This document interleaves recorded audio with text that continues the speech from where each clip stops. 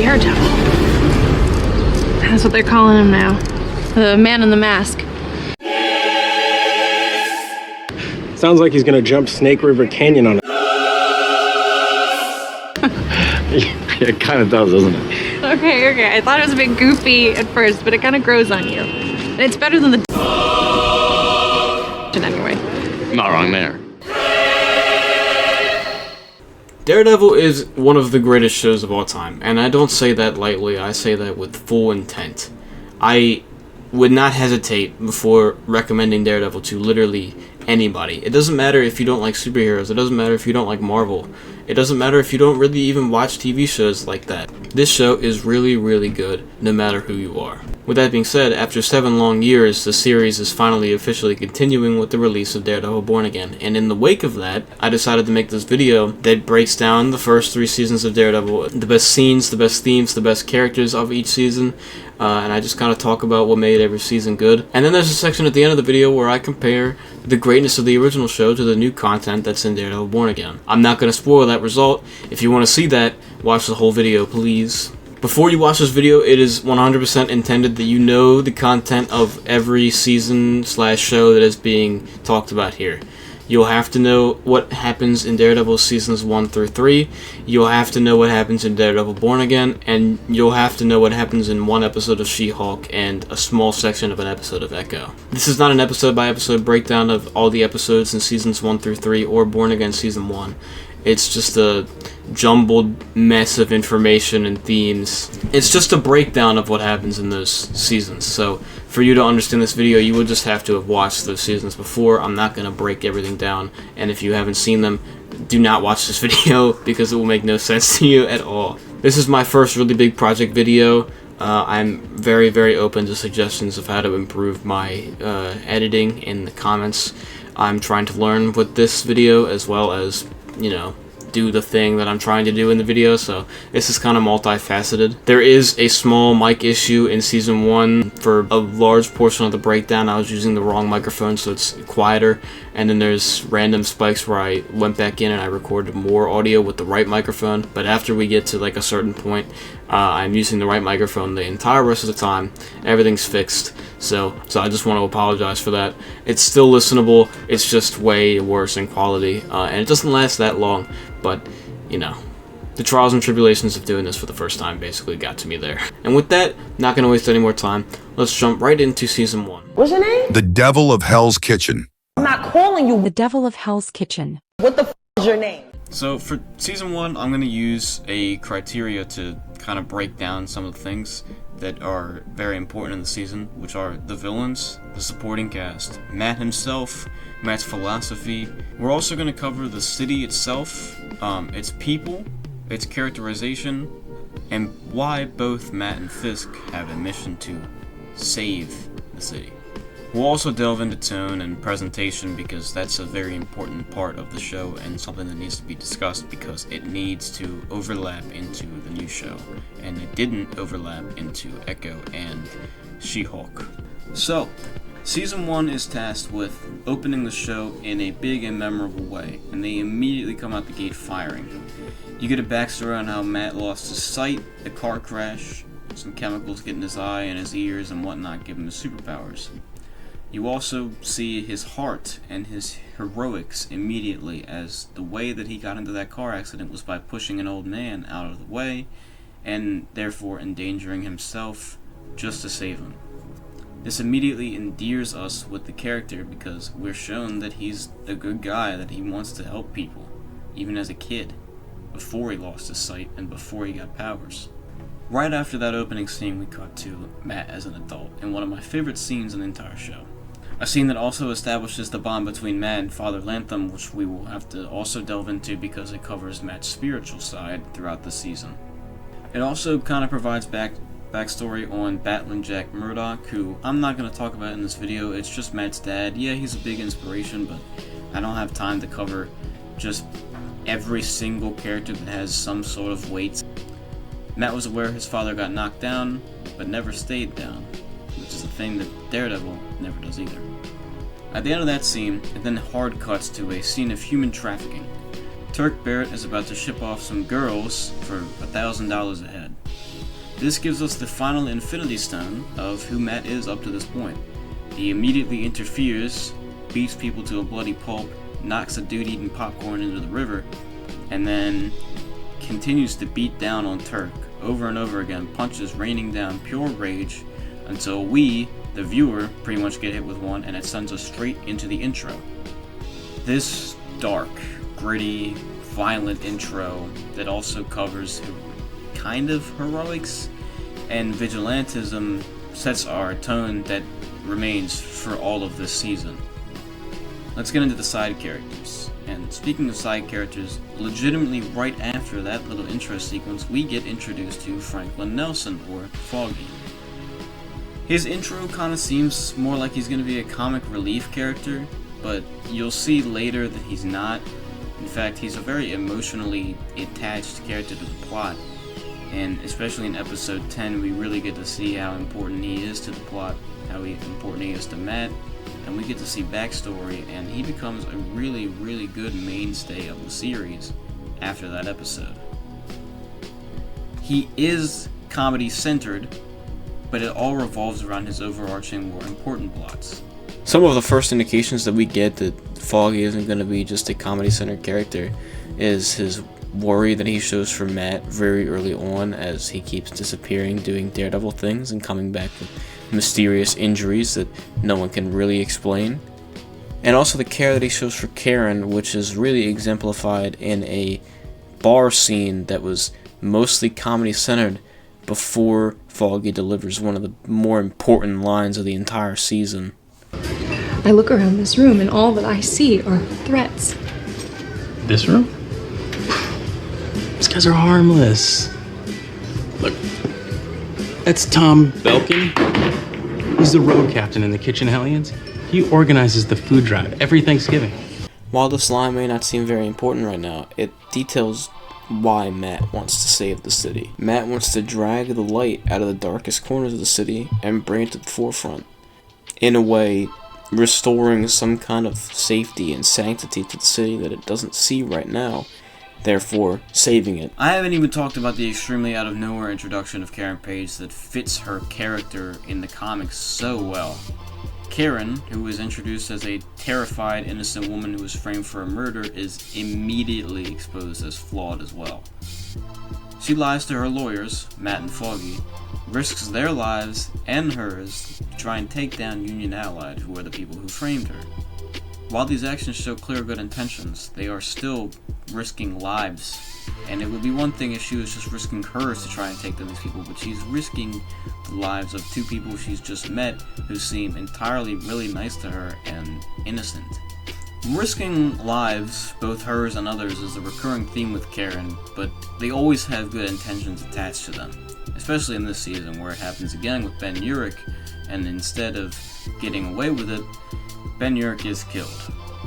Karen's entire plot this season is basically being paralleled to Ben and having her develop as a journalist and turn into a younger version of Ben Urich. The most important and final similarity comes between these journalists when Ben dies, because Ben, once again, risks his life to save Karen's in the pursuit of truth and justice, and he dies. Both of them show complete lack of survival instinct when it comes to scouring for the truth and letting everybody know what it is. And in Ben's final scenes, he completely loses all of his survival instinct to protect Karen. It kind of pays off. At least it pays off at the end of this season, but then Fisk gets out, so I've talked about Fisk a lot up to this point, so I think it's time to get into the villains of this season. There are 7 main villains, but 6 of them play a more supporting role to Wilson Fisk himself. My favorite, James Wesley, is who I'll cover first. James is the first one introduced, and we immediately get a look at how loyal he is and how he does business, his calm, cool demeanor, but also threatening people's children's lives. What is so different about James Wesley is that he is Wilson Fisk's only friend. Fisk cares for James Wesley, which is the thing you can only say about 2 other characters in this entire show, Vanessa and his mother. Unfortunately, such a well-developed character does not last in media. At least James Wesley's end comes to further the plot of Karen Page. In a shitty way, but it does its job.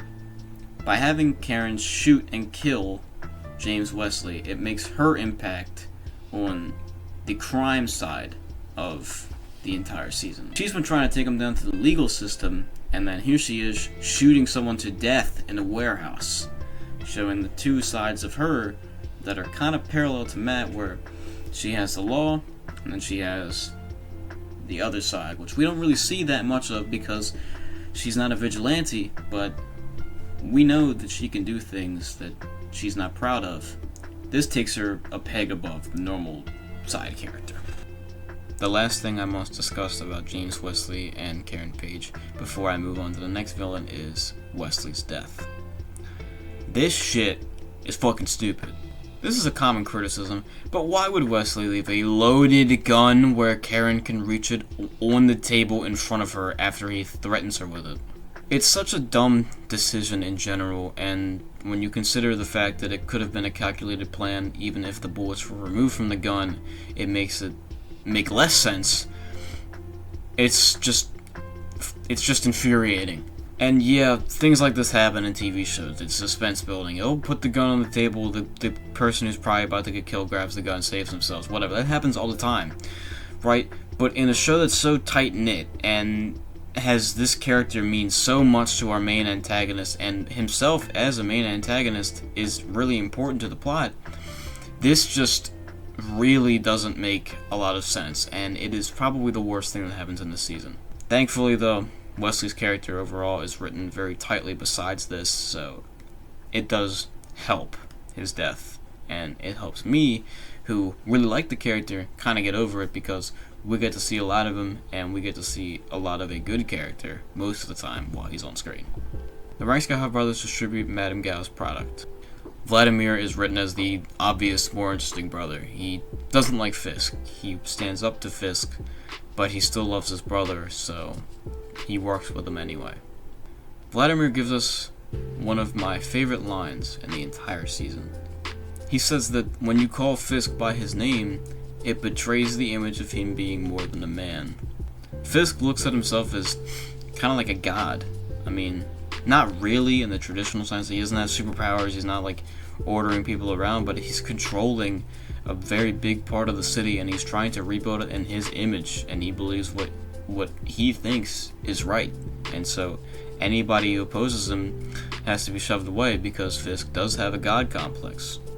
So he hides his name from the public for most of the season, and he doesn't even like the people who know about him calling him by his name because it basically just suggests that he's just a human like everybody else who just has slightly more power. Season 1 episode 6 is really good because not only does it further the plot, but it also gives us insight onto how far Fisk will go to complete his plan because he believes he is a god. He blows up multiple bombs around the city and doesn't care. He believes that the collateral damage is fine because the Russians die, and he needed to purge the Russians from the beginning, so who cares about old Miss Cardenas who gets blown up in her own apartment building? But the better element of this episode is how Vladimir and Matt, while trapped in all the destruction, have a conversation about Matt's philosophy. Vladimir calls out Matt's weird moral boundaries in this season, and something that you'll notice is that in this season he is way more violent than he is in any of the other ones. I mean, he's throwing people off roofs. There's a scene where he grabs a dude by the neck, pulls him away, and lets his AK shoot around the room, where not only is there an innocent Claire in the building, but also multiple other Russians that could get hit by the gunfire. But as long as he doesn't kill them, it's fine, because then he's not breaking his no-kill rule and he's not actually killing them himself. They're just dying around him, which is fine. That's not against the rules. Vladimir points out that Matt will be fine leaving Vladimir to die, but he won't kill him himself, which is obviously very odd, right? Not a normal thought process. Vladimir at the end of this episode dies, but he was kind of turning into a bit of an I wouldn't say he's an anti-hero, but he's an antagonist that's going against the antagonist. And it would have been interesting to see a little bit more of the dent that he could have made, but unfortunately the Russians are blown up, he's left with nothing, and then he dies. So, unceremonious ending, but at least he gets to die in a bit of a nicer element as he's able to go out on his own accord and shoot a couple more corrupt cops that are in control of Fisk. So he gets a little bit of revenge, but not what he would want. Leland is important to the story in his own way, despite the fact he poses absolutely no physical threat to anybody in the show. The 78-year-old man believes in Fisk's plan to rehabilitate Hell's Kitchen. But this does not mean that he has blind loyalty and will follow him through any decision he makes. He has boundaries, and Leland does stand up to Fisk despite maybe having the most frail bones of any character that ever appears on the show. Alright, well the microphone's going to sound a lot better now because this is the one I was supposed to be using the entire time, but I didn't realize I wasn't using it, so whatever. Let's keep going. Leland hates the middle class, or pretty much anything below the high class. He only respects James Wesley and Wilson Fisk because he believes they are high-class individuals, and so that kind of inspires him to speak his mind up against Fisk when he disagrees with things. He is afraid of Fisk, but he thinks that he's on the same level as Fisk because they are both high-class individuals. This means that he can stand up to him without fear, which, as we see later, Madame Gao is a less important villain in this season. She, like Leland, also believes in the Hell's Kitchen redevelopment plan run by Fisk, but she also doesn't have blind loyalty to him. Her loyalty to him is because he is able to effectively distribute her heroin through the Russians. So, when the Russians are killed and her distribution is starting to look bleak, she also loses faith in him, which causes her to team up with Leland to poison Vanessa to try and get her out of the way, because they both believe that Vanessa is the reason that Fisk's planning has started to go off the rails and the organization is faltering. When that doesn't work, she kind of just disappears and she shifts gears to a far less interesting plot that comes back into Season 2 and then goes into the Defenders, which I'm not even going to cover the Defenders because it's just, there's too much to talk about and it's not all Daredevil, so there's no point. And Nobu is a ninja. That you expected me to say more? There is no more. That's all he is. He's just a mindless ninja, and it's not really even explaining what the fuck he even does for Fisk. So there's nothing else for me to say here. He burns to death. Yeah, you know what? He has a very interesting role in this plot because he is a person that Matt kills, but doesn't care about the fact that he killed him because he didn't really kill him because he just used Nobu's momentum against him and then he caught on fire. He still killed him, but we don't address it, and it's fine. It actually they kind of save their own ass with that because Nobu isn't actually dead. He comes back. Fuck! He comes back in Season 2, and guess what? He's still not interesting. Anyway. On to Wilson Fisk. He's a brutalizing man when you insult or threaten Vanessa or his mother, or just catch him at a very, very bad time.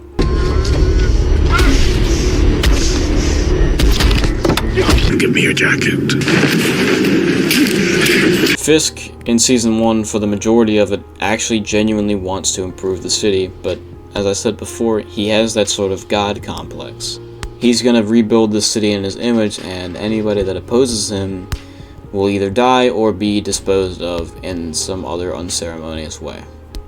Our introduction to him is very, very unique for a villain of his particular power in both political situations and raw physical strength. Our introduction to him is him being awkward with Vanessa, and we see that he is a human, but remember, the god complex is still there. We get to see him, firstly, when he's most vulnerable.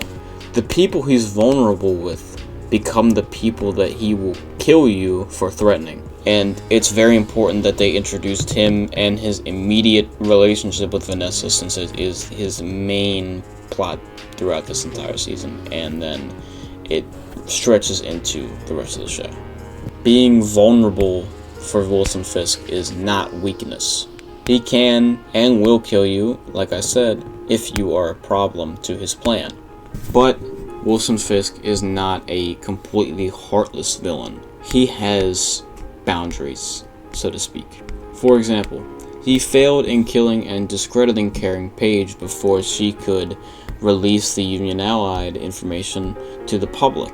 Once it was public information, there's not really a need to kill Karen Page besides revenge, and she didn't really even damage his organization that much, so killing her would just be a personal vendetta that isn't really important to his overarching mission, so he wouldn't do it. And he doesn't do it, and he gives up on it. So he does have certain lines he won't cross. He has a very specific list of things he'll get revenge for, and exposing a corporate pension fund scam is definitely not on that list. Fisk and Vanessa's interactions serve as our gateway into the man Wilson Fisk, the guy behind the big kingpin. These interactions draw similarities to Matt's conversations with Father Lantom throughout the show, where he discusses his spiritual feelings and kind of why he is a vigilante. The things that Matt and Father Lantom talk about are Matt's spiritual side, which we really don't ever see in depth anywhere else. Kind of like how we don't see Fisk being very sensitive anywhere else besides his conversations with Vanessa. And we don't learn about him as a man anywhere else than those conversations. Fisk and Matt are two sides of the same coin. They both love the city because they both feel it is a part of them. It's in their blood. They would do so much to help the city and change it and rebuild it in their own images. They just chose different ways to go about those missions. I think a major thing that points out why they chose different paths is because Matt accepts help from his peers, whereas Fisk routinely grows some strength of bond with people, but then denies help from them or pushes them away. He tries to send Vanessa away. He doesn't often like opening up to Wesley, and he doesn't really ever speak with his mom besides on weekends. And even then, his mom knows scarcely who he really is. Fisk isn't heartless, like I said. He just doesn't want to involve the people that he cares about in his business, whereas Matt does, and they help him out, and he stays more sane because of that. Fisk going at it alone is why he is a villain. And he's a clear villain, even though you can establish such connections between him and the main character. Bang. Alright, now that all of that talk is done, let's move on to Season 2. Season 2 is highly regarded as the worst season. That doesn't necessarily mean it's bad, but yeah, it's definitely a step down, which is why it's regarded as the worst.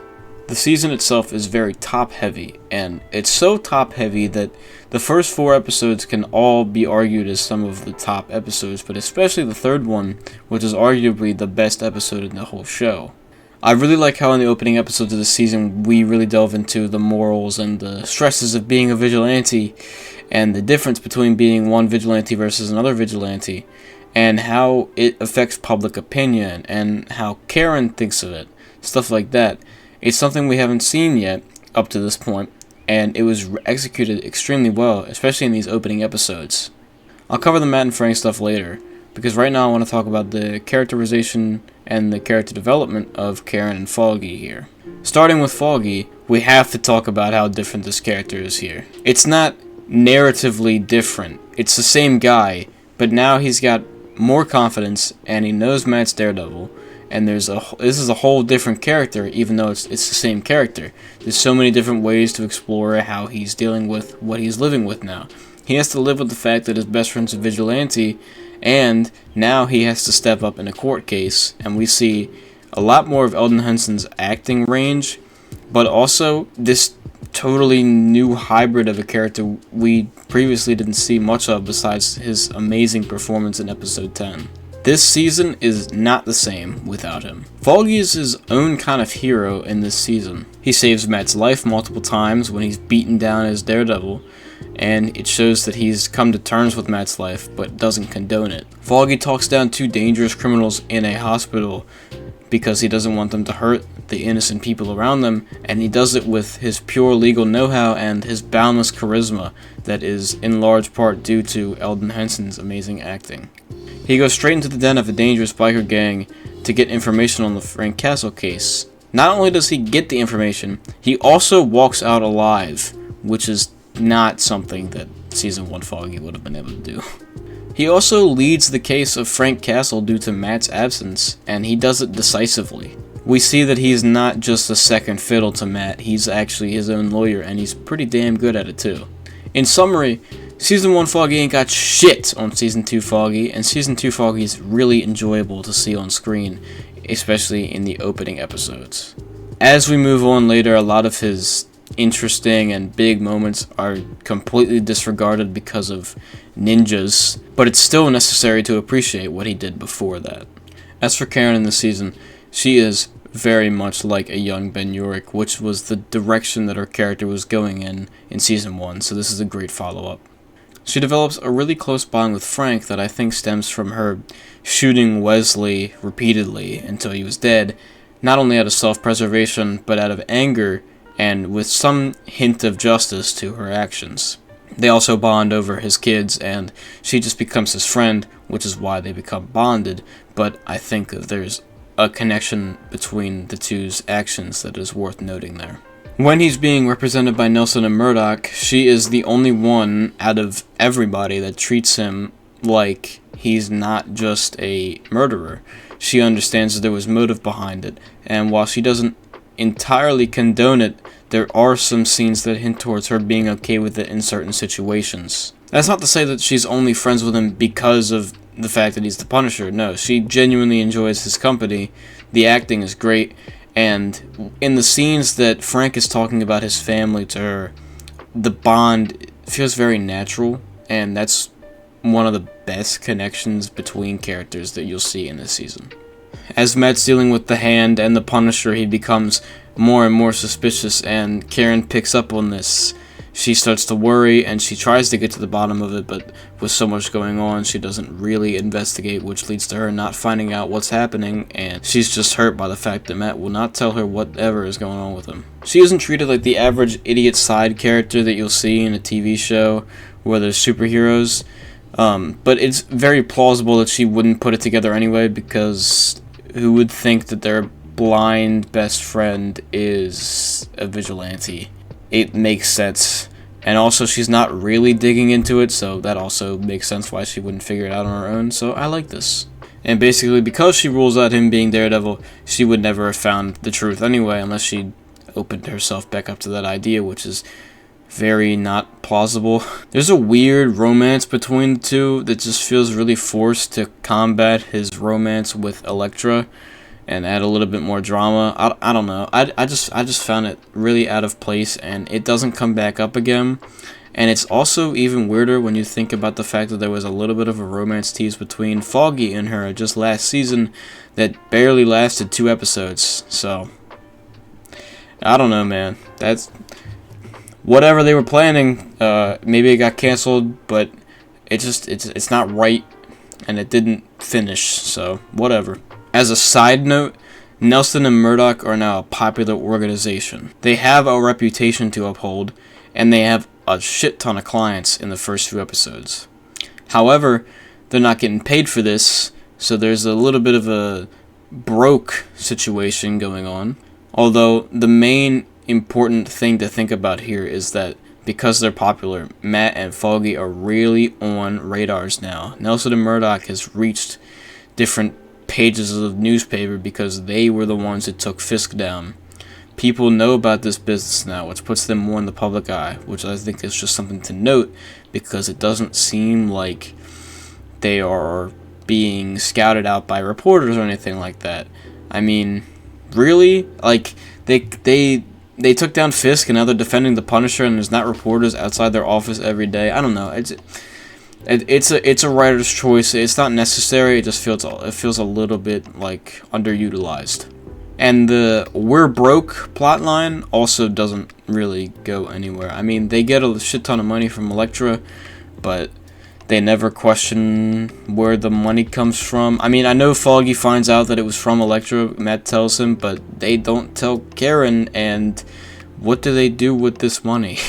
Also, speaking of popularity, Daredevil is also crazy popular now, so much so that he's got his own vigilante mimics going by the Devil Worshippers. Way too on the nose. Did not like that. This edition is cool, however, we don't see any of the Devil Worshippers on screen. I just think it's something to note, that it would have been cool had we had that, but instead we got a bunch of fucking ninjas, so, I mean...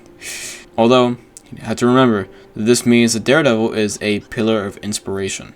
Now we get to the longest section of this season, covering the anti-heroes, which there's only 2, which you'd think this section wouldn't take very long. However, these anti-heroes are the entire plot. It goes from the Punisher, and then it shifts to Elektra, and then the Punisher still exists, and he comes back in the end, but doesn't do nearly as much as Elektra does, but they're both still there, and the themes that they propagate are throughout the whole season, and they make up the entire emotional message, kind of like how the villains were contributing to that mainly before in the last season. Both the Punisher and Elektra deserve their own videos, but for right now, I'll just start with the Punisher and give a short-ish description of why he's so important and integral to this entire season, and then we'll move on to Elektra. The Punisher gets the introduction that you'd expect from Wilson Fisk, although I can't say it doesn't fit with the Punisher because holy shit, it's good. I think that it's also good that they introduced Fisk in the way they did, because then they wouldn't be pulling the same introduction card twice.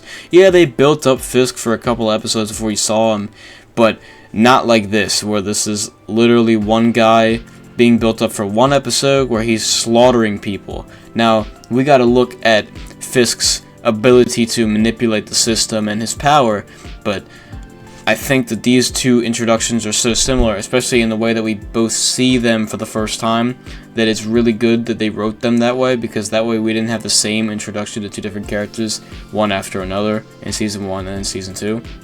And so, they give us 2 iconic TV introductions.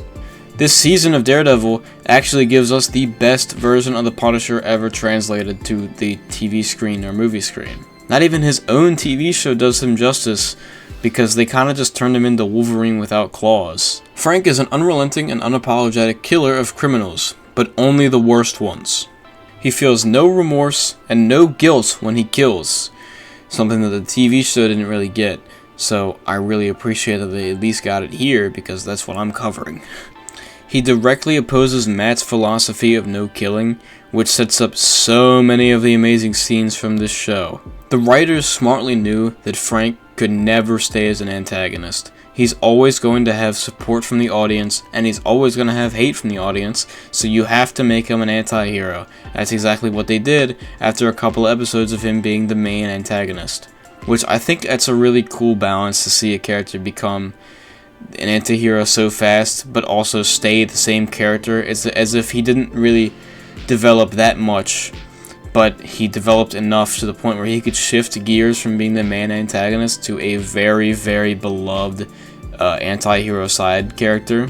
And it's important to note that Frank dehumanizes his victims before he kills them. He sees them as vermin and scum, not as humans. The Punisher is not a character that can be put in just black and white. He has to be a character that operates from in the gray area, which is why they turn him into a sympathetic anti-hero, while also denouncing his methods, because it's not Daredevil's methods, so they have to say that his methods are wrong, but still have people side with him, because people are always going to side with a character like the Punisher. Frank's interactions with Matt are so phenomenally acted and so gripping that it feels like once you start a scene, you cannot quit it before it's over. The acting is some of the best in the entire show, some of the best I've ever seen in some cases. And all of these scenes deserve a spot in the top 20 of the entire show, which, that's kind of crazy, because they have so many scenes together, and that would probably make up like 8 or 9 of the top 20. That's how good the acting is. That's not even an exaggeration. And this show is good, man. There are good scenes in every season, but goddamn did they really knock it out of the park with this shit. And to bring up one that is so talked about, and there are so many videos on it, and is basically the one that I'm going to be using for B-roll footage the whole time, is the second best scene in the entire show, the rooftop philosophy scene.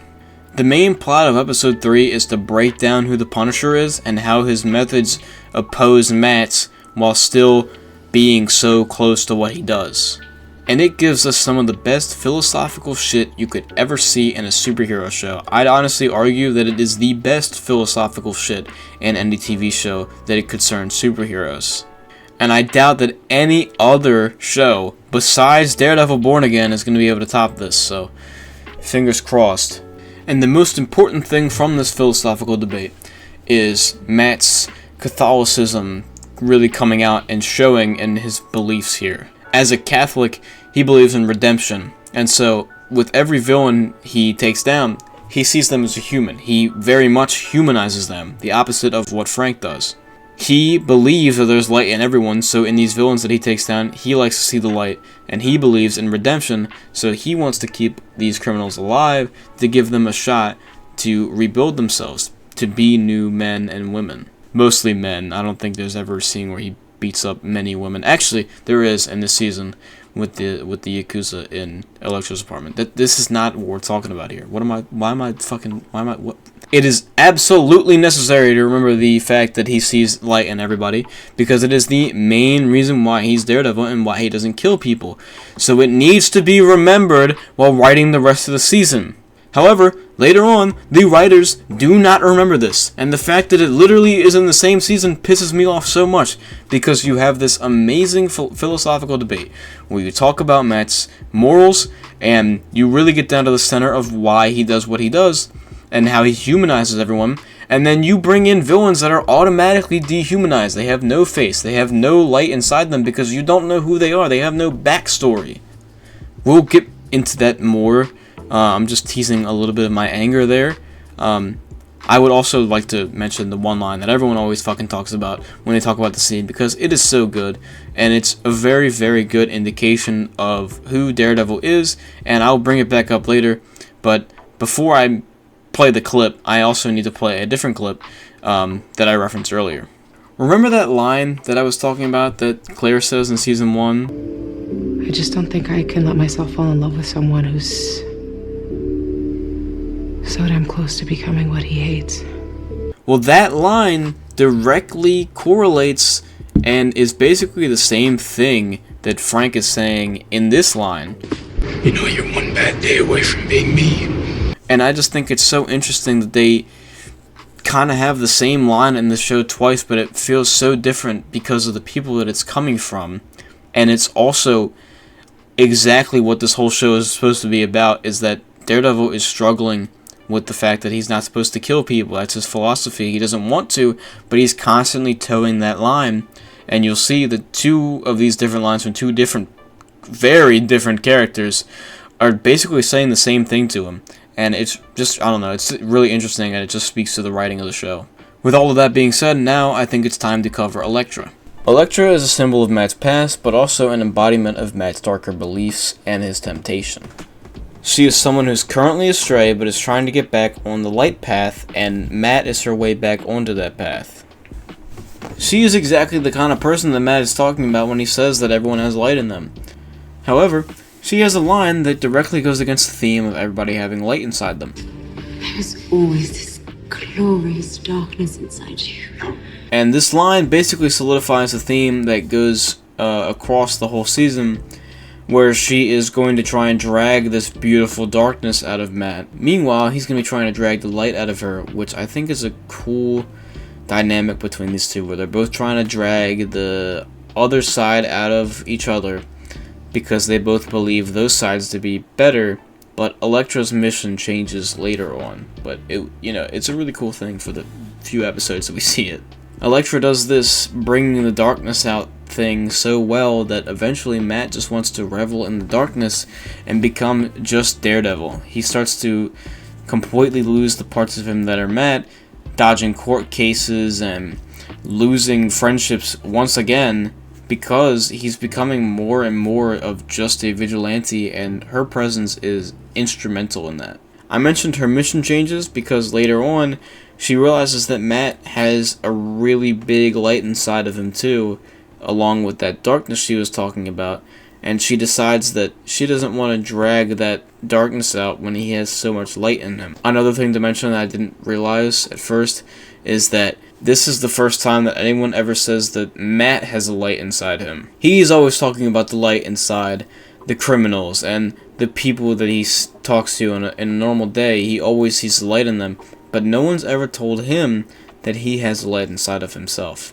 Not even himself believes that, because in the opening confession scene, the one that I love so much and covered earlier, he even says that he's got the devil in him, and that's what his grandma used to say to him. So if that's what his grandma used to say to him, imagine what other people used to say to him when he was growing up. Nobody has told Matt that he has this light inside him.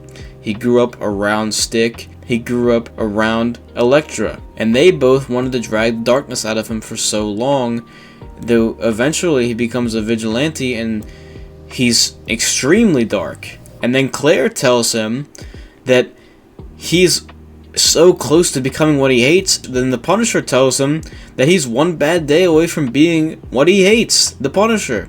And then finally, after all of that, he is finally told he has a light inside him, and it might be a little bit too late. Regardless, the line holds a lot more weight than at first glance. Anyway, back to who Elektra really is.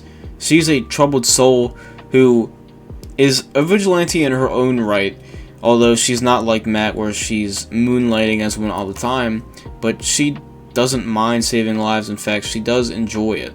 She is capable of saving lives without taking them, but killing is such a large part of who she is that she started to enjoy it, and I think that's a pretty good reason why she starts to try and drag the darkness out of Matt. And the final thing that is so important to her character is that the fact that she is Matt's ex-girlfriend, which, out of all the things I've talked about, that is the most important part, which, that's just, I don't know, it's kind of funny. But the fact that she's Matt's ex-girlfriend gives her a door into his heart that no one else has.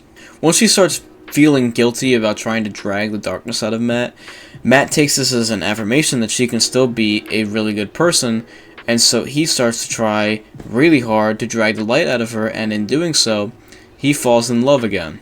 Yeah, so their romance is really important to how their arc finishes, especially with her sacrificing herself and all. It's not existing just to conflict with the Matt and Karen romance. However, I do believe that the Matt and Karen romance was literally only to conflict with the Elektra and Matt romance, which is much better and suits the plot way more. What a weird writing decision. It's so unnecessary, man. So, on to the villains. Fisk is in this season, but all he really does is break Frank out of prison. He tries to kill him, it doesn't work, and then he decides that he's going to break him out for a mutual benefit.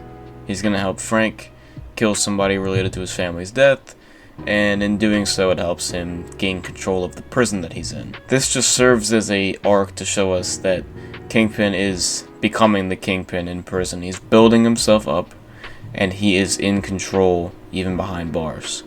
An interesting thing to note about Fisk is that in this season he has changed. Before he wanted to fix the city, but now he just seems like he wants to get revenge on what the city did to him. The fact that it put him behind bars has enraged him. This is not the God Complex Fisk we were talking about in the first season anymore. This is just the Kingpin. It's kind of like an interlude to his return in Season 3. Remember how this section for Season 1 was like super long? Yeah, well it ain't gonna take very long here because we only got one more guy to cover, and it's the main villain, which is... Wait. You're dead. There is no such thing. Yeah, it's fucking Nobu, aka the plot killer. Last time we saw Nobu, he was undermining Matt's no-kill rule by getting himself burned to death. Now, the show never really says that this is Matt's fault and that Matt killed him. But he did. In this season, he returns to do, guess what? undermine the no-kill rule again.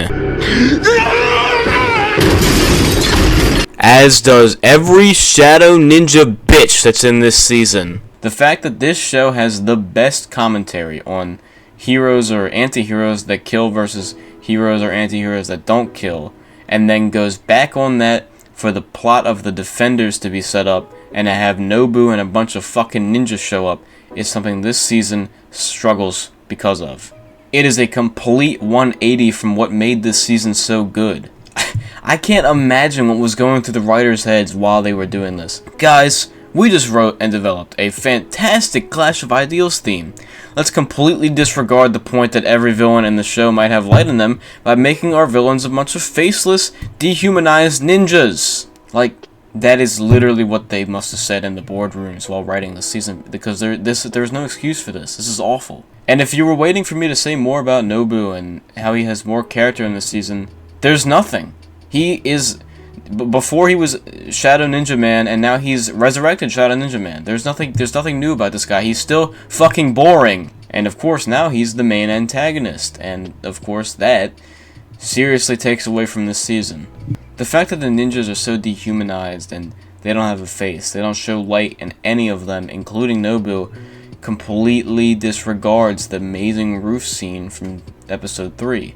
The very nature that they can be revived removes any consequence of killing them.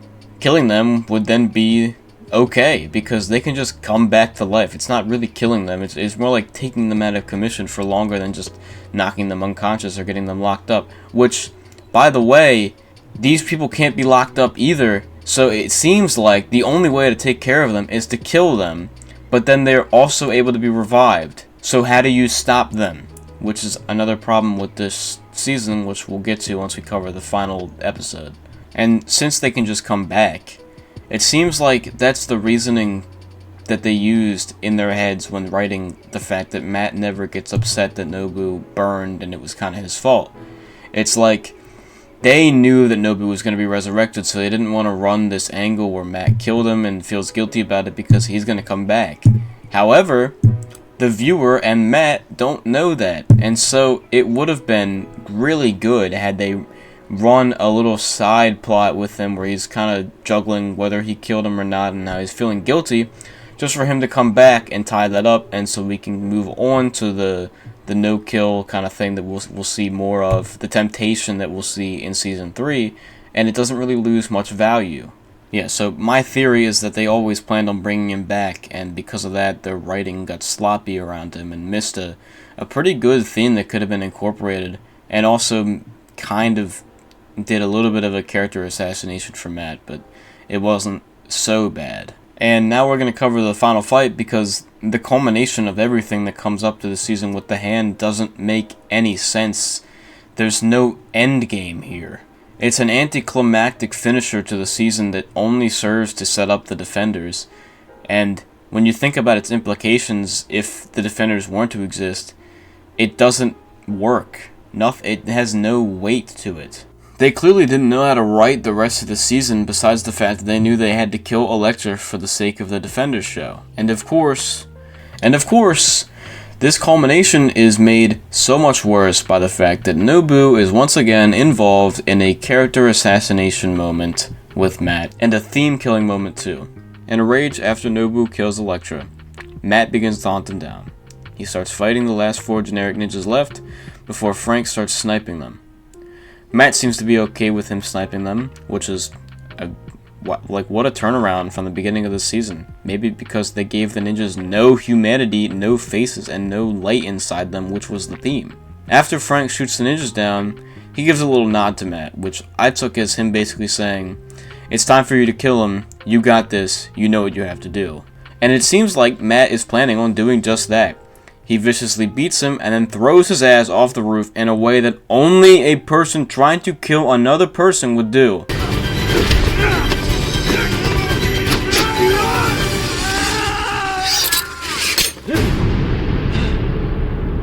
Matt now seems to be okay with the killing, with the 4 ninjas being shot, and now him seeming to want to kill Nobu by throwing him off the roof, simply because he's angry and desperate. Matt's character is that he struggles with killing people, with the idea of killing people, and he hates it, and he hates that he considers it, and he does not condone it or attempt it. He does both of those things in this scene.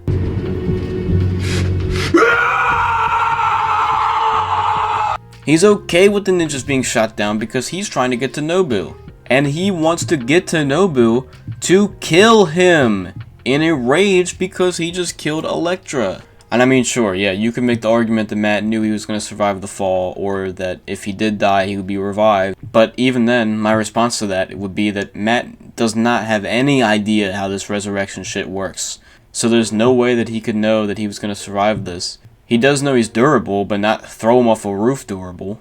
And also, even if he was revived, he still killed him with the intent, which is still character assassination. It kind of promotes the idea that he would now be ready to do that to people who can't be revived. And beyond that, to sprinkle a little bit more salt into the fucking wound, the little nod that Frank gives Matt is basically his way of saying, this is your one bad day, you know what you have to do, and it implies that Matt also knows what he has to do, and is now going to try and kill someone, because Frank was right, Matt's way isn't going to work anymore, it's time to do Frank's way.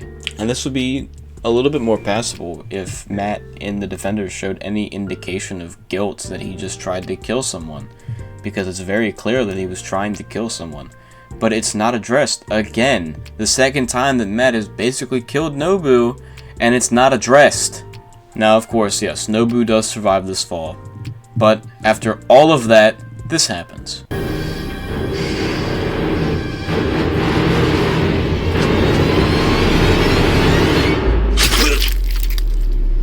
This time, you piece of shit.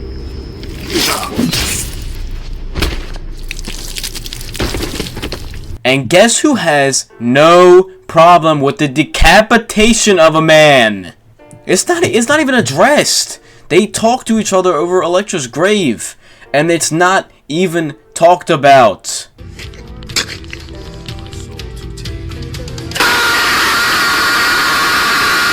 And he didn't even have to throw him off the roof in the first place. He already had him on the ropes. He could have just kept wailing on him, bro. Like, if that was your argument that, oh, it needs to be a dramatic conclusion, just have him just fucking beat him up. Like, over and over again. It's like, this was not the only way to beat him. He was beating him right now. He was already beating his ass. Which, by the way, I don't know if they forgot how Nobu was characterized, but Matt is blind and was using Nobu's very limited breath to track him, which is why Nobu is a formidable threat. It seems like all of a sudden, now that Matt's angry, he knows exactly where Nobu is and can see him, which is just another small grievance. But, however, there is a little bit of an argument to that because Nobu is a little bit distraught that he just killed the Black Sky and is probably not going to be revived if he dies again. Whatever, a million thoughts are probably going through his head. He's not controlling his breath, so he's getting his ass kicked. So there is a remedy to that problem. I just wish it was like more implied, like you would see him like breathing heavily or like I don't know, acting erratically. Like it would just to imply that he was going to be easier to hunt down now. And on top of all of that, this entire scene should not have happened because Matt has no idea what the hand was really trying to do. His plan was to lock Nobu up, which would have done nothing, which therefore means that all of this, even if the plan went off without a hitch, would have meant nothing, which means that everything that happened, all of the character assassination and problems that we see, are even worse, because if it went the way that Matt was intending it to, it wouldn't have mattered anyway, and it just makes this sting more, because now we have this jumbled mess of a scene that assassinates Matt's character, kills another main character which had a pretty good story, and then we find out that had everything gone perfectly, it wouldn't have mattered anyway, and Matt would have just been useless. It's not what you'd expect from a Daredevil finale. Usually it ties things up nicely, but this was just shit, and it wouldn't have mattered.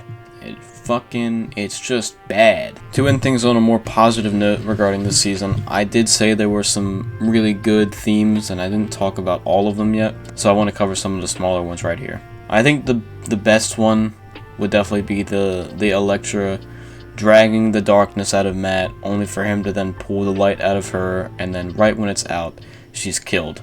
I think that was really well executed, and even though it culminated in a terrible ass scene, it was still a really good overarching plot, and it shows that these people still understood how to write themes between characters, which was something that we really liked to see in the first season. Matt still has another character he shares a mirror image with in The Punisher, except he kills people and he doesn't. The one bad day away from being me line pretty much sums up the whole mirror image thing, is that they're practically the same person besides their moral boundaries, and they could be the exact same person if one more traumatic event happens to Matt.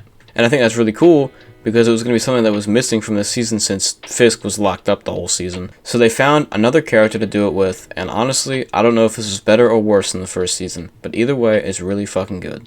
Another small world-building thing is the people and the public gaining trust in vigilantes over the cops.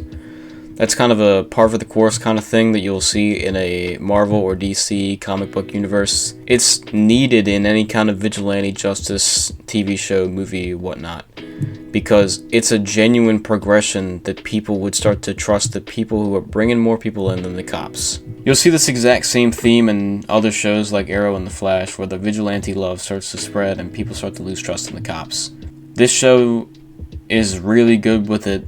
It tells us about the devil worshippers, how Daredevil's gaining like little underlings, and then you have Karen's line about how Frank was inevitable and how she thinks that Daredevil caused Frank, which is not true, but it's a good way to tie it in with the rest of the theme of, you know, the vigilante thing is spreading. Matt is far more violent in season 1, as I mentioned before.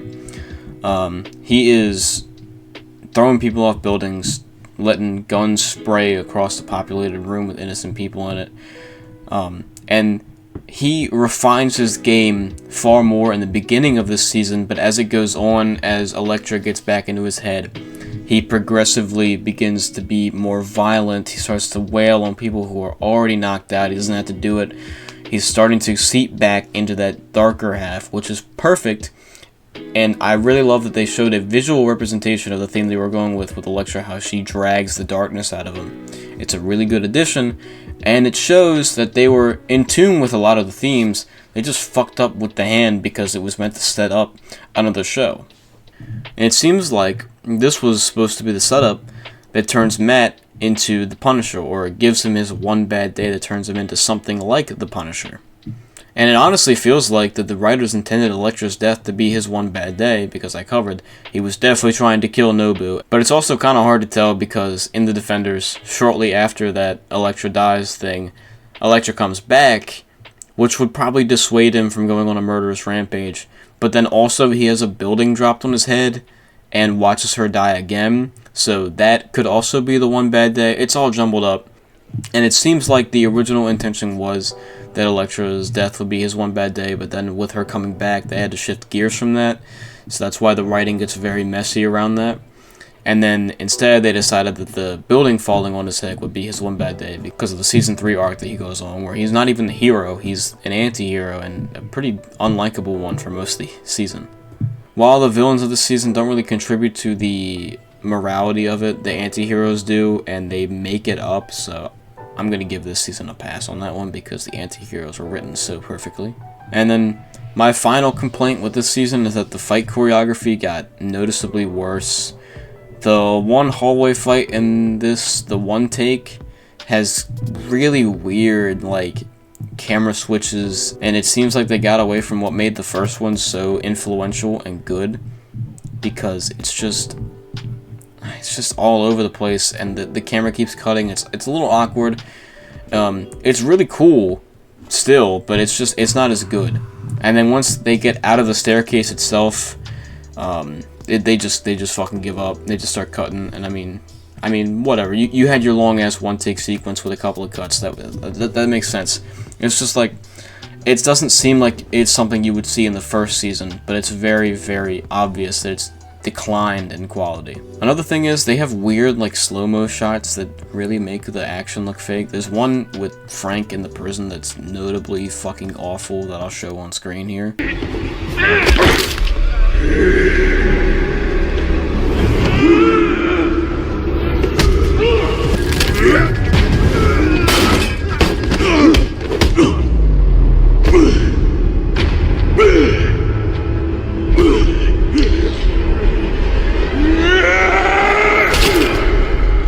There's even a scene where you can see Charlie Cox's stunt double facing the camera, and like you can tell it's really not him, and it's facing the camera for so long. It's definitely not something you'd see in the first season. It's obvious, very bad slip up.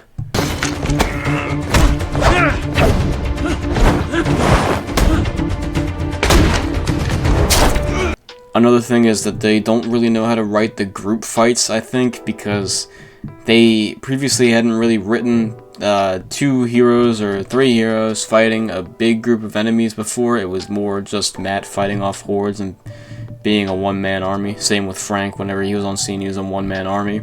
Like, they were really good at writing those, but once they started implementing heroes having allies, it got really messy. Prime examples would be the fight scenes with Matt and Elektra at the train yard, and Matt and Elektra in the penthouse, and Matt and Elektra on the rooftop. Basically every single fight scene that wasn't just Matt.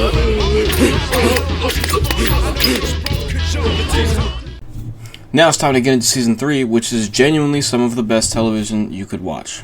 And yes, now I have stubble, because that's how long this video is taking me. As always, I'm going to start by covering Foggy and Karen. Foggy is a symbol of the right way to do things, and he symbolizes the law. This is because he's constantly trying to drag the Matthew out of Daredevil and get him to do things the legal way, the way that he always preferred Matt go about things. Foggy's most notable things that he does in this season are hopelessly running as DA before actually getting a chance to win and deciding not to, personal reasons and because Fisk had his family in a vice, and also being the one guy who consistently tries to convince Matt that killing Fisk will ruin him and that they need to do things the right way because society now knows his tricks for real and there's no way he's ever getting out again.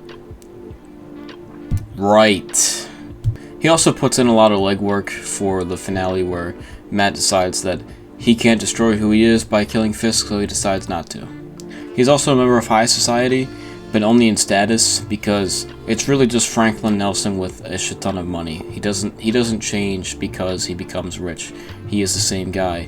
And I think that's a cool little way to add a little more depth to him, because throughout the entire show, he's been really materialistic with the practice. He always was trying to make sure they were making money through practice, succeeding as a practice. Nelson and Murdoch, he wanted to make sure they were getting paid. And he does kind of get away from this materialistic nature in Season 2, where he's content with working as a law firm and being paid in pies and shit like that. But I think it adds a new level to the fact that he gets a bunch of money, which is what his original goal was, and he doesn't change.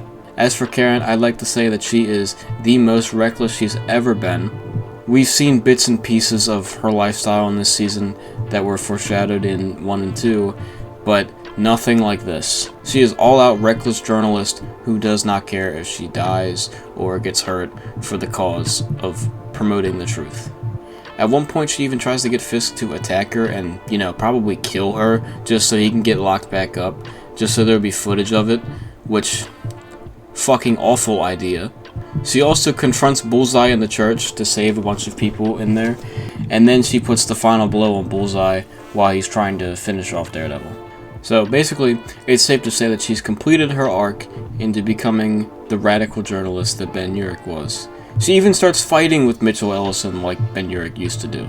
Along with this, we also get her full character backstory, and it makes her feel like she's finally complete. I kind of rushed through those two because I was excited to cover Matthew Murdoch in this season, who is very much an anti-hero. Matt has turned his back on his heroics, his friends, his principles, and even his faith. He's a bitch. He's rude. He looks homeless. He's a terrible person and a terrible friend as always. But at least he's no longer a man whore anymore. I mean, there's an improvement. In fact, he's celibate in this season because he's such a bitch. All season, Matt is rude to everyone he would have normally been friendly with. He hasn't stopped caring for his friends, but he's decided to go the Fisk way of keeping them completely out of his life now.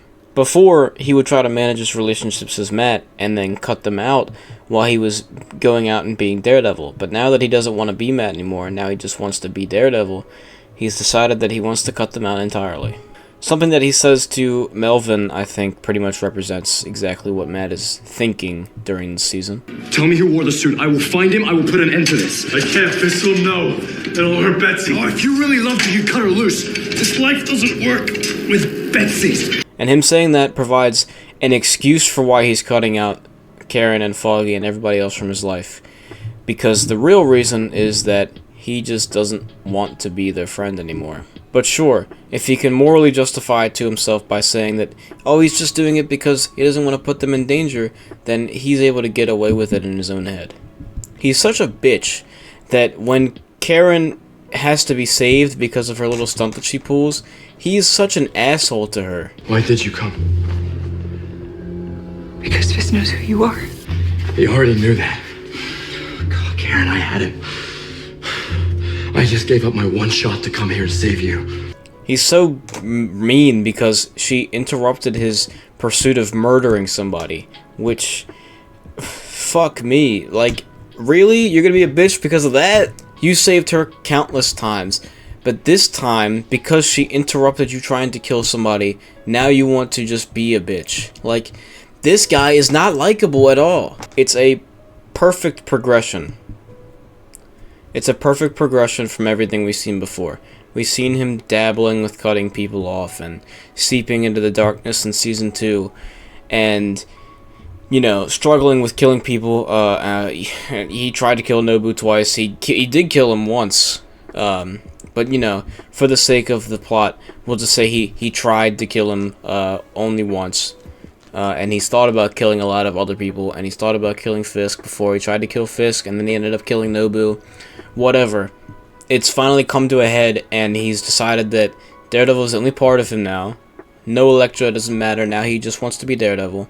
And he's going to kill Fisk. And he doesn't care who gets in his way. He will not kill them, but he will fucking beat their ass. And he does not want his friends involved because he doesn't want them to stop him. But he excuses this by saying, "Oh, I don't want to put them in danger." Whatever. Like, this, like, it's a culmination that was set up perfectly through 2 other seasons and a spin-off show. Matt had his one bad day, and he became everything that he hated. His line between anti-hero and hero completely dissipates, and now he is just an anti-hero. That thin veil has been pulled back, and now he's brutally assaulting already unconscious FBI agents and stealing his best friend's identity to go break into a prison. And of course, what is Matt without another character shadowing him, without a mirror image of him? And we get that in Poindexter. Poindexter in the Daredevil suit, standing across from Daredevil himself, standing across from Matt, killing people, hurting innocent people, is a perfect representation of the dark path that Matt is currently taking. And while he might not just start slaughtering people in a newspaper office, he is getting dangerously close to just being a straight villain. And it's cool because we have now 2 Daredevils in the show, and neither of them are the hero. One of them is a villain, and one of them is an anti-hero. And we have a literal mirror image here where they are just standing across from each other and looking at each other. And while it doesn't mean that much for Dex, it means a whole hell of a lot for Matt, who's standing across from a person in his suit committing atrocities. And he can't say that he's much better than him. Another thing is that he starts hallucinating. He has a devil and a kind of angel on his shoulder. The devil is Fisk and incessantly continues to beat down on his lingering hatred of God. He says that part of his minds are trying to convince him that Fisk was let free just to spite Matt, just to make him angry, to punish him. Meanwhile, the other part of him, the kind of angel, calls out Matt on his bullshit. The fact that he's starting to just completely turn heel, that he's going evil. And because the angel on his shoulder is his dad, we get to see even more like ugliness in him as he retaliates against his embodiment of his dad by blaming him for leaving him. He calls out his dad, or the embodiment of his dad, saying that he chose his own ego over a lifetime with his son. And previously, we don't really get to see his animosity towards his dad, or how he really feels about his dad's decision, because all he does is talk good about him. All he does is sing his praises. But now he's in a really bad spot, and we're starting to see the truth behind everything, and we're starting to see that he really does harbor some kind of deep-seated hatred for his dad. These hallucinations only stop once he kills the one of Wilson Fisk. They don't pop up after that, which is a symbol of him being free once he kills Fisk. That's what he believes. He thinks that killing Fisk might be the way back to him being able to kind of become Matt Murdock again. But as we know, if he does that, he's going to be immortalized as Daredevil forever. One thing of note with these hallucinations is that for some reason their microphone volumes are so much louder than every other piece of dialogue in the whole show. They were so loud that I had to routinely adjust my volume when I was ready to hear Matt's hallucinations talk to him. Which honestly, if I had people that loud in my ear the whole time, I can't say I would be much different than Matt Murdock. Like seriously, they're so loud. Like, fucking turn them down. Why were they so loud? How did that get past post? To end the Matt section, I will now put a compilation of Matt being a dickhead. If you're right about him taking Fisk down is our job. Oh, really? Because we both know where he's sleeping these days.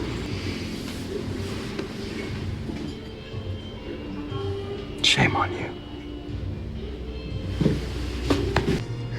All right, why don't you let me know when you want to breathe?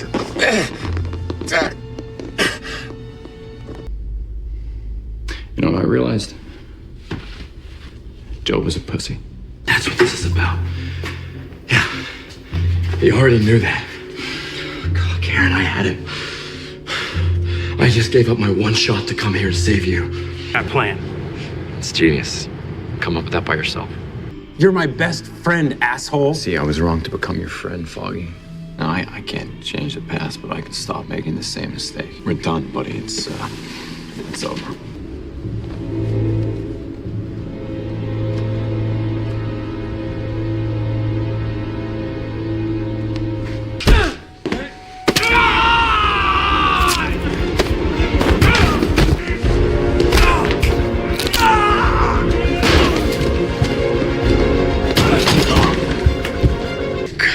What an asshole.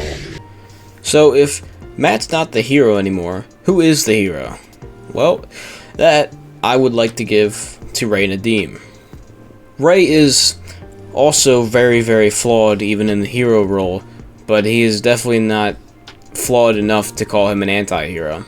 From the beginning, all he wants to do is be the good guy, to help people, to save his city in a certain way.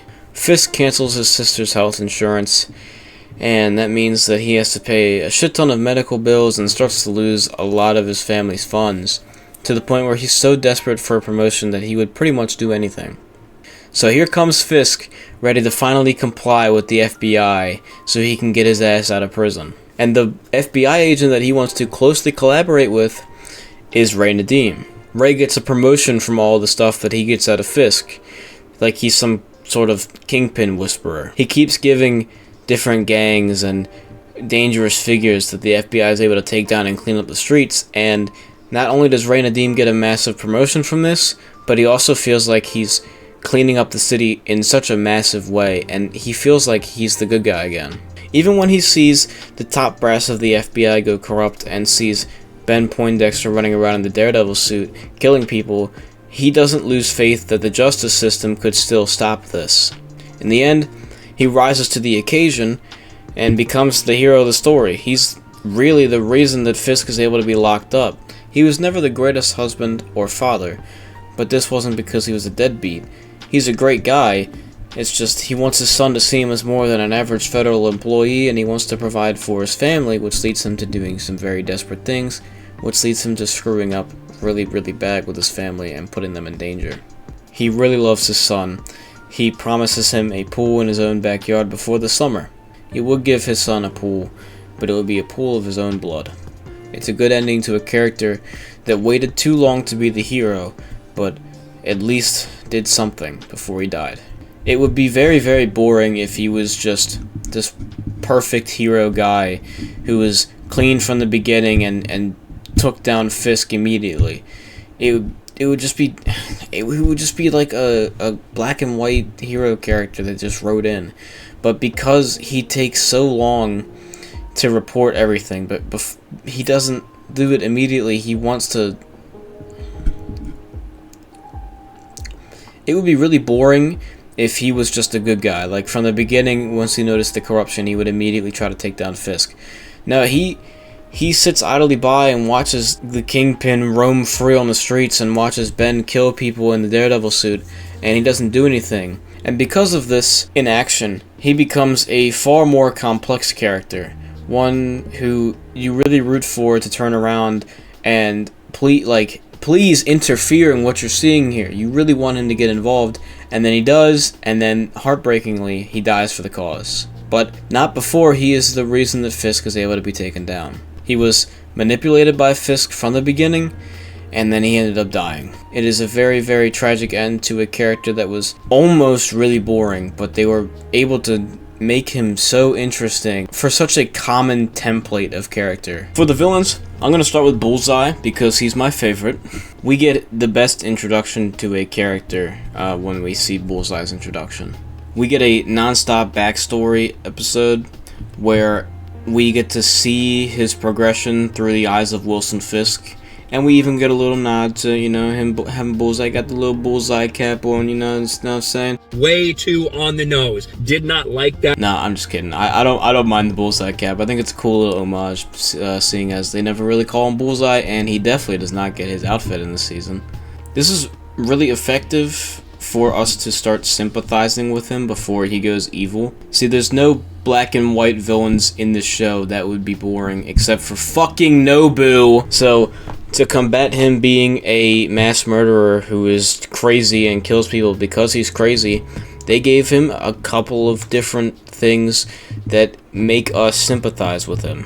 We see that his morality is entirely dependent upon one person, or his North Star. First, it's Dr. Mercer, who dedicated so much of her life to making sure that Dex grew up fine and found a job with nice rigid structure to keep him in place and keep him going straight. Then, he started stalking this girl Julie because he saw how good she was with people when he was working at the suicide hotline. Fisk finds out about Julie and has Dex ruin his relationship with her.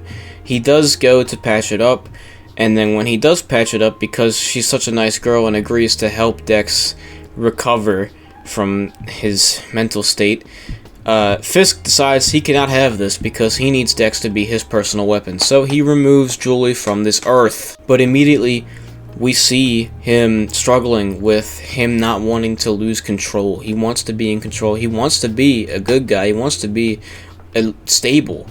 And we can see him being stable at certain points, and it just keeps stacking up and making it worse, and Fisk ruins this guy's life and turns him into a monster. Now, he had the capacity to be this monster. It's not like it was Fisk who mind-controlled him. He just set off a chain reaction that caused Ben Poindexter to lose control and turn into Bullseye. And it's sad, because, I mean, I was rooting for Bro to continue stalking Julie because it was helping him. Like, I wanted him to be a really a really borderline crazy guy, but at least he wasn't killing people. Like, I wanted him to be a guy who's able to stay in control, even if he does some illegal shit to do that. But, of course, that shit was not gonna last in the show. Heartbreakingly, Fisk's plan goes off without a hitch, and he's able to turn Ben Poindexter into Bullseye and turn him into his weapon. And he becomes Dex's final North Star. And he guides him straight to fucking hell. He makes him do all this crazy shit. Now, I don't want to excuse his actions by saying that it was due to Fisk's manipulation. No, this guy's fucking wild. I mean, he's still crazy. He's evil.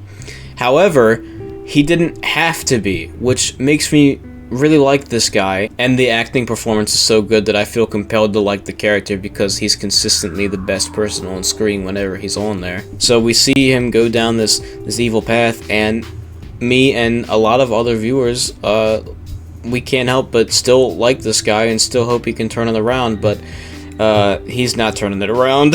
he's lost control, bro. He's gone. Once he puts on the Daredevil suit, he does start to represent the worst of Matt Murdock. He serves as the mirror image, but he's still his own character, and it's just, you know, the suit is just, you know, his plot. It's cool that they, on top of the great writing that they had for him, they also gave him a larger part and symbolism of the series, as he's the one who discredits Matt, which means he has a very large role in the season. I don't know, it's just cool. Like, they gave him such a massive role, and they built him up all in one season, and it feels so effective, and I'm so happy that he's returning, and that he is going to probably continue being in the show as it carries on into the Born Again era. But yeah, like, the acting and the writing around this guy was so phenomenal, and there's still so much to tell with Bullseye that there's no way that he could have been left behind. I'm so glad they brought him back, and I'm so glad they brought back Wilson Bethel, because no one else can play this character now. I mean, it's perfect. And, like, how could I like a character that shot Foggy Nelson and, as of recording right now, allegedly killed him? Like, I guess we'll find out whether he really killed him or not, because they might be doing that little Foggy Nelson witness protection story thing. But, like, how could I like this guy? Because as of right now, I think he killed Foggy Nelson. How could I like this guy? But that's how good he's written, to the point where he has diehard fans that will defend him when he's just a fucking crazy murderer. Moving on to Fisk, not much changes with him. We saw this little interlude in season 2, him building himself up. He's largely the same character. He shifted more into just being the Kingpin in season 2, so he's just carrying on that now. The really only super important thing that's not just plot with him is that we're starting to see how good of a manipulator he is. I mean, we really get to see, like, how coordinated and how good he is at this manipulation thing. Way back when he was in prison, he was canceling Nadim's sister's health coverage, which seems like you would think it's seemingly random, but no, there was a plan all along. And also shutting down the Nelson sandwich shop suppliers also seems like, why would he do that? Like, nope, it was all part of a massive plan. And then, you know, him replacing Julie as Dex's North Star, turning him into Bullseye. Like, it's crazy enough that he literally feels like a god in this season. So he had the god complex in season 1, and now he's become some sort of a god in this season. He's consistently pulling strings and orchestrating a puppet show on the city of New York, and it feels like he can't be stopped. And he's only barely stopped by Ray Nadeem with a dying declaration. It takes a person dying to actually stop him. Fisk only gets taken down because he succeeds so much. He succeeds in taking out Ray Nadeem before he gives a testament to a grand jury that can indict him. But because he wins against Ray Nadeem, because he kills him, it makes Ray's dying declaration admissible in court, which takes down Fisk. But because he ends up killing Ray Nadeem, it makes his dying declaration admissible in court, and also means that Fisk can now be taken down because Ray said all that shit in that video, and the only reason that it's going to work out is because Fisk had him killed. Had he not succeeded in killing Ray, he probably would have got away with it. Suffering from success. That is Wilson Fisk in this season. And now with him being the mayor in present day, I hope we see more of this master manipulation shit. That's right. There's only one making a stallion. Okay, so first of all, if you've somehow made it this far in the video, we've gotten past the show, we've gotten past the summary. We're now at the portion where I cover his 2 short appearances in 2 other shows before we move on to the, you know, new one. And you've heard me talk for an hour at least, and we've now gotten to the portion where, for me to particularly do the research I need to, I have to watch an episode of She-Hulk Attorney at Law. And simply because for this video I have to watch an episode of that show, I want you to subscribe, because you don't understand how much it takes out of a man to watch an episode of that show. Especially not when you've already watched it the first time. and you watch the entire show waiting for your favorite character to show up, only to find out he's not until the 8th episode, and they would make a mockery of him when he does show up. So yeah, for me to have to go through that, I think I deserve a couple more subscribers, you know, just sprinkle them in there. In all seriousness though, his appearance in the show really isn't that awful. It's certainly the best episode of the entire show, and it's not that deplorable, I have to say that. His in-court scene is really, really fantastic. However, there are a couple of extra comedic elements that wouldn't be present in the old show. He makes a joke about him not being able to find parking. I thought that was funny. I think that's good. However, when he says he's lying, don't ask me how I know, I just know, that is not funny, and that is also an egregious use of his superpowers that was never present in the old show. So that would not be coinciding with his character. This scene also talks about a portion of Matt's character that we didn't really get to cover in the Daredevil show. So at this point they were planning to do a soft reboot, and his character would be the exact same, but it was pretty similar. And he talks about what it means for a superhero to have a secret identity, and how important a secret identity is to keeping the person under the mask safe, the same way that they would keep civilians safe by being a superhero. We get to see, in his defense of the superhero costume maker, which I'm calling him that because I already forgot his name even though I watched the episode 5 minutes ago. In his defense of that guy, he confronts Jennifer Walters and the defendant. I don't remember his name either. In the scene, he's talking to the courtroom, mostly Jen and the judge, talking about, you know, how superhero secret identities should remain a secret because they put the hero in danger in the same way that civilians that they save are in danger when they save them. And it gives us a window into Matt's perspective on that. Now, we know he keeps his identity a secret to protect people, but we haven't had him outright talk about what it means for others to do the same. And I think it's a pretty interesting and well-executed thing for the show to do that, since our main character, no matter how terrible she is a public figure superhero. She is a celebrity. Matt says that these superheroes are not celebrities. The ones that the costume maker was making superhero suits for are not celebrities. They're trying to keep their lives together while also saving lives in the dark hours of the night. It's a cool thing that they talk about that because it makes sense with Matt's character.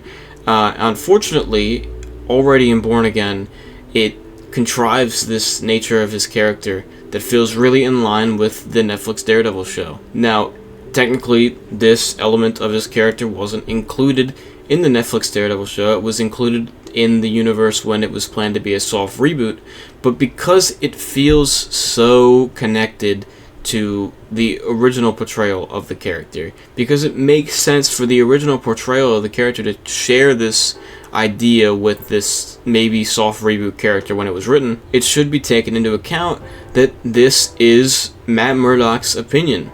I think it was really good, I think it was written really well, and I'm actually surprised that they pulled it off this well. Which means that a thing that happens in the Born Again show, something I'll talk about later, is really, really bad and already out of line with the character in just the 3rd episode. But we're not on that yet. Let's continue to cover She-Hulk. God, I hate that I'm saying that. That's awful. His appearances as Daredevil himself aren't very glorious. He's made fun of. He's kind of jabronied. He's doing crazy shit that he would never be able to do in the Netflix show. Like, he's flipping around and doing some crazy acrobatic shit. Definitely looks like he has more physical superpowers than he does. He looks like he has super strength and like super agility, like fucking Bushmaster from Luke Cage season 2. I don't know. This is not the same character like skill set. I actually don't mind the suit. I think the suit's kind of cool. It's a nice homage to the original suit from the comics while also sticking true to the Netflix Daredevil style of the suit. And I think it gets too much hate.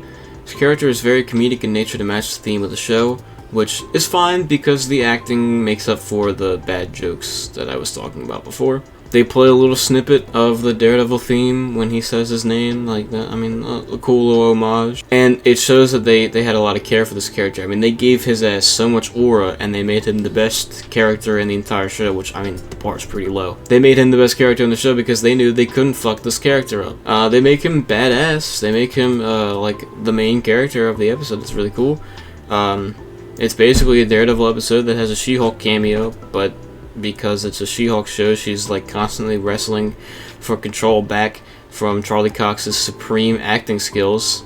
And it's weird because it's almost like when you put a good actor on screen with an actress that only matches the skill of her co-stars, that actress gets way better. And while I hate the show and I hate Tatiana Maslany, her acting is pretty solid here because Charlie Cox is elevating the entire room. So he turns his guest appearance into him becoming the main character because he elevates the show. He is the reason that this is the best episode of the entire show, which, like I said, low bar, but he elevates it to the point where it's actually pretty solid. I did not hate watching this. I thought there were some parts that were funny, and I thought that they paid homage in the best way they could with their shitty writing, and overall it wasn't that bad. And it even gave us a cool character insight, what I was talking about in the court scene. So overall I give the appearance a 6 out of 10 because the walk of shame scene also exists, so you gotta break it down a lot just simply because of that.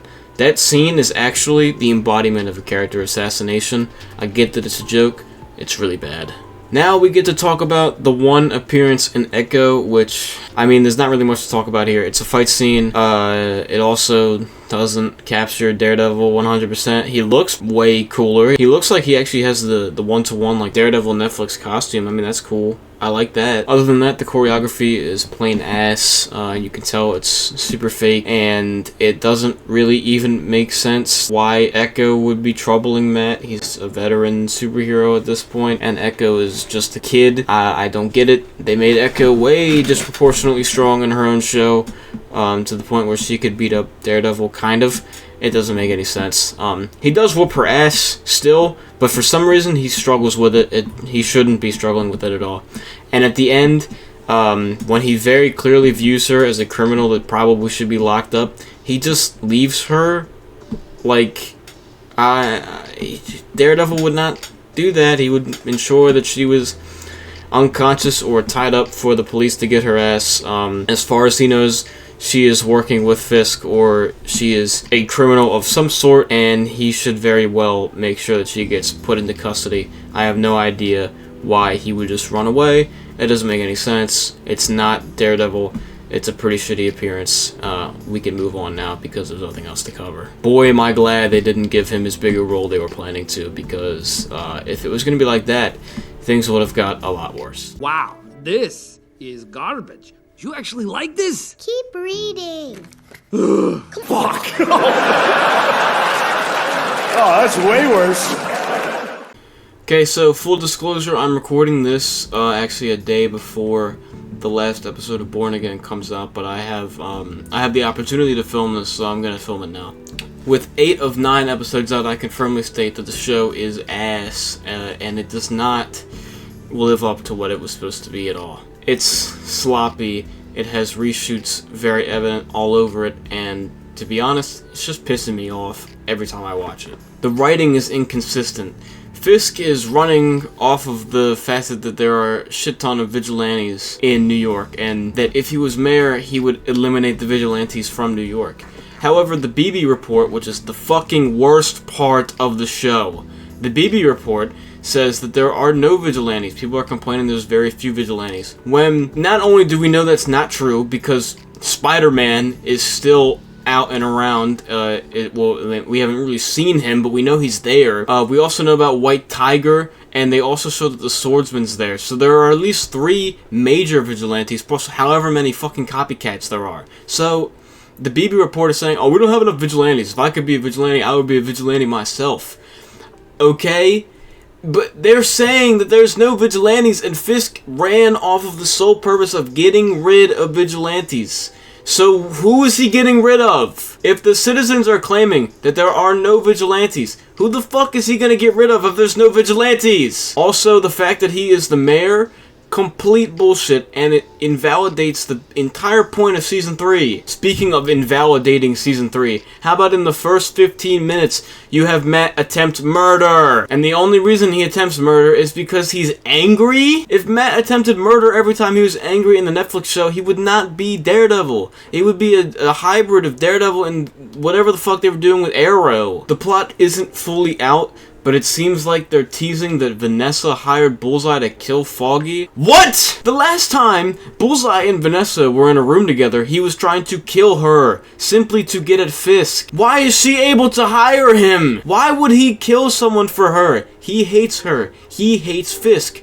If anything, the next time they see each other, he should have put a bullet in her fucking skull. She-Hulk got the persona of Matt Murdock more correct. Matt Murdock in this show is just fucking...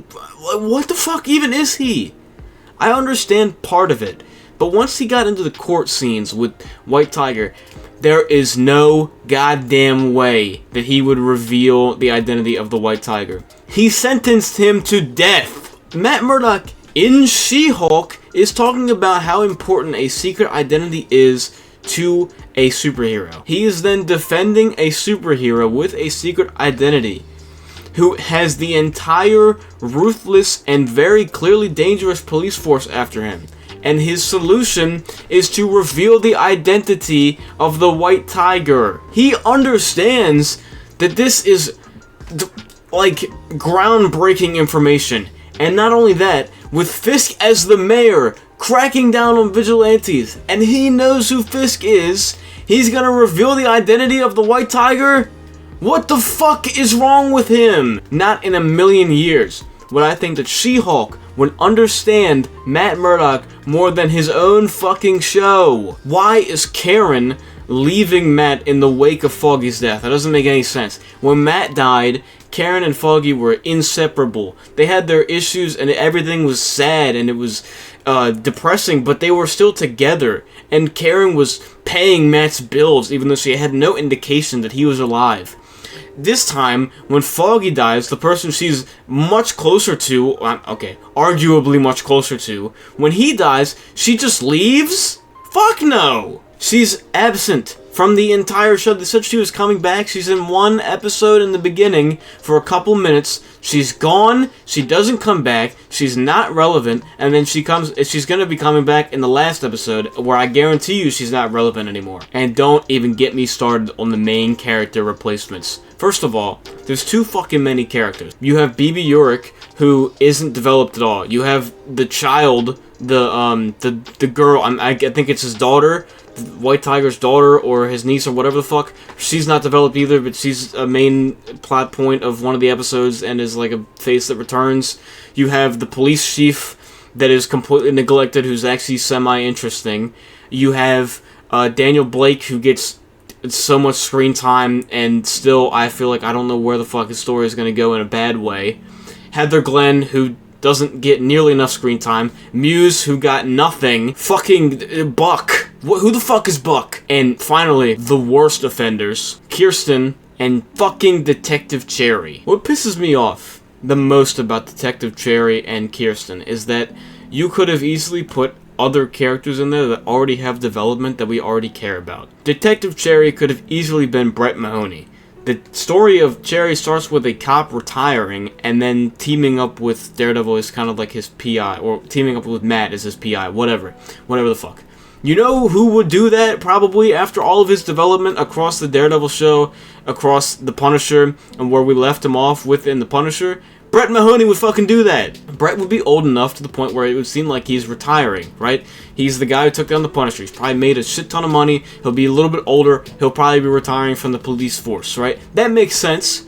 Also, we know that he's able to now bend the rules after the severe development that he's gone through 3 seasons, and then also the Punisher at the end where he decides that Frank Castle is better off left alone. He would 100% at this point, after knowing Daredevil's a superhero, after associating with the Punisher, after helping the Punisher, after helping Daredevil before, he would 100% become an assistant to Daredevil in a way that would help the community if he was out and about like he was. If he wasn't, he would 100% also be okay with the identity of Daredevil being Matt Murdock because he knows Matt's a good guy. Like, he's seen Matt doing the right thing time and time again. So even if Matt wasn't Daredevil, which he's not, through the year that these two are teamed up, it would make sense for him to be with Matt and help Matt with cases and kind of do a little bit of vigilante work without him ever actually suiting up. Like, we know that those two, through a year that we didn't get to see,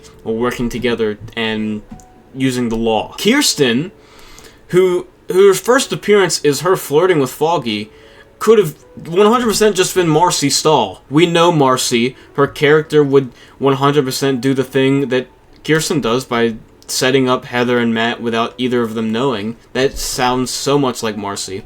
Also, Marcy would definitely, after Foggy's death, want to stay close to his memory, so her starting a law firm with Matt wouldn't be that far out of the question. Plus, that would continue the relationship between Marcy and Foggy, which we left off with them being happy, so I don't know why the fuck they've broken up and why he's flirting with Kirsten McDuffie in a bar the next time we see him. We know that she's a good lawyer that likes to do the right thing, so why isn't she the character here? Plus, then you wouldn't have a problem with having to develop all these characters, because there's not enough screen time! The old show had 13 episodes, of each episode being an hour or just under an hour. This new show has, like, drastically ranging runtimes, and only 9 episodes, and it was supposed to have 18, and the next season's gonna have 8. This show also has a 2-minute intro, a recap segment, and the longest fucking credits I've ever seen on a TV show, which leaves the actual runtime for these episodes like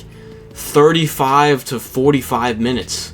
It's fucking pathetic. You can't accomplish anything in that time with this many characters. We don't give a fuck about anybody because no one has enough screen time. You can't divide it well enough to the point where I can learn to like Cherry, Kirsten, and Daniel Blake, and Buck, and B.B. Urich. There's too many characters! I liked Heather Glenn, and then they did the shit that Amber did in Invincible, and now I don't like Heather Glenn. So, with the little screen time that Heather had, I actually liked her, and then they ripped it away because they're doing this stupid fucking trope that is so popular now. Just replace... You could have... You know what? Matter of fact, you can replace Heather too with Irish West Allen. Fuck Heather Glenn. The dialogue, very rarely will you get very good dialogue. The scenes are too short because the episodes are too short. We don't have much of the old shit that we used to have. We definitely don't have any of the monologues we used to have. You have the fucking disaster piece that is episode 5, which is just fucking... Why didn't you just put Miss Marvel in the episode at that point? Because it felt like an episode of Miss Marvel. And now that I'm talking about episode 5, I actually forgot that there is also this weird cop that they're not building up at all and is appearing multiple times, and I'm supposed to care about her, and I don't have any indication of what her character is or what her values are or whatever. And you know who that cop could have been?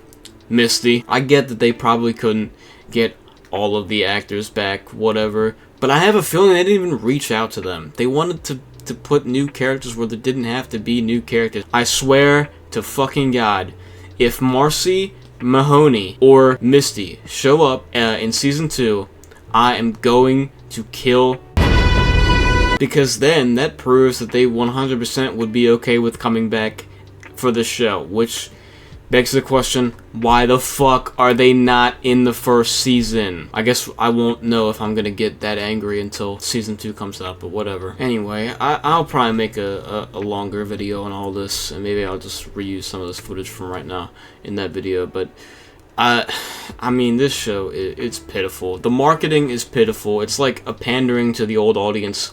It's like, look at what we're doing. We're listening. No, you're fucking not. No, you're trying to manufacture a show that is just completely missing the point. It's like they thought that they could put more brutal scenes in the show and then fuck up all the character writing and think that people were going to be happy just because it's brutal. And I think part of that is the fucking audience behind The Boys eating up that show for just doing needlessly, like, brutal and gory things. Like, that's not what the audience of Daredevil is like, though. We don't just want that. Yeah, we want brutal fight scenes. We want darker themes. We don't need that all the time, though, if you can give us gripping stories. You didn't give us a gripping story here. I still don't understand there's not a main plot of the season.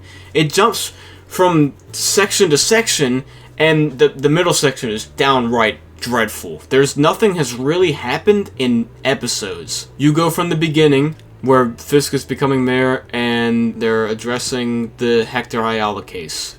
And then you go to the middle in the fallout of the Hector Ayala case, and there's a bunch of filler. There's a filler episode, and then there's Muse being built up while nothingness happens in the background for multiple episodes. And then Muse is killed in one episode, and then the next episode is back to Bullseye, which Bullseye is the best character that they had at their disposal that we haven't seen enough of. And he is in 3 episodes. Basically, he's not even in 3. He's in 2, because the first episode he's in a couple of minutes and then he's gone. I know the whole plot of the show. I know how the show's gonna end. The marketing just loves to glaze the show for every small good thing it does, like even if it's basic as shit. Like episode 8 finally got the cinematography better, and they had meaningful like color grading and shit like that. And then there's an Instagram post that I just saw where they're pointing it out, like, look at what we did, we're good at this. It's pathetic. It's pathetic. It's such a terrible misunderstanding of what made the first show so good. And it's just, it's pitiful. It is absolutely dreadful. It's pitiful. I'm embarrassed that I was excited for this show, and I'm embarrassed that I held out hope for so long. Do you understand that? Disney? Fuck you, Disney. Am I excited for season 2? Hell no, I'm not excited for it. Am I looking forward to hopefully better content in season 2? Certainly. I think that season 2 is definitely going to be better. However, I don't think that it's going to be good. I think it's going to be decent. I think it's going to be better than season 1. That's about it. And the bar is fucking low as shit. I think season 2 will probably be the best Marvel show season there is. Without a doubt. I think it's going to sweep everything out. People are already saying season 1 is better than every other Marvel show, which the bar is really low, but I have a feeling that if I watched Loki, I'd probably enjoy that more because people seem to really like that show. And I also like to take a moment to say that fans of Moon Knight, you guys love, you must love dry oatmeal, because that show is bland as fuck and doesn't take any risks and doesn't do anything. Remember how they were claiming that it was darker? There's literally one semi-dark scene where you don't even get to see the beat up happening, and then that's it. And then they have a happy, cheer, lighthearted tone for the rest of the show. So I just want to take a small intermission to say fuck all of the Moon Knight fans. You're the reason the show should never come back. I'm glad that Moon Knight is not getting a second season, and I'm glad he's probably not ever going to appear in the MCU again, because all of you people pissed me off so much. There's a Punisher special coming out. Maybe that'll be good. It's being co-written by John Bernthal. That ought to be better than Born Again Season 1. I mean, closing remarks for this video is just, I would honestly advise against watching Born Again. I would say 100% watch Daredevil. It's still my favorite show ever. It's still always going to be one of my top shows, even if something generational fucking comes out and I like that more. Daredevil is always going to be in my top 3. Watch that show. But honestly, if you want to preserve the greatness of that show, do not watch Born Again, because Born Again ruins the ending of season 3, and it ruins such a good thematic style that they had that you'll just feel empty. You need to watch Daredevil in isolation, because Born Again really ruins the greatness of the end of Daredevil. With all that being said, I would just like to say thank you for watching. If you make it this far in this video, thank you so much. This video took a lot of time. It probably took longer than it needed to, but I'm very passionate about this, and I did a lot of inside research during the process of making it, and I really stretched my ability of editing. This is like my first big video ever, so I'm really getting out of my comfort zone with this, and I'm trying to be really professional about it. There's still some hiccups here and there, but I think I did fairly well, and I was trying my best. So, but if you made it this far, thank you so much. Please subscribe, like the video, share it. Nobody shares videos. I will be making a full review on Born Again, and I'm not going to have fun while doing that. I also intend to do multiple other show reviews. I'm going to try to get back into doing the Goggle Gamer stuff in between these uploads. Once I upload this video, I might have a lot of inspiration to continue uploading some of the more streamlined content that I have instead of these big projects. But I think the next show I'm gonna do is Cloak and Dagger. So pray for me, because that's gonna make me actually turn into a flaming ball of rage, because I watched the first 2 episodes and I already was completely fucking storming angry. Anyway, stay tuned. Thank you so much.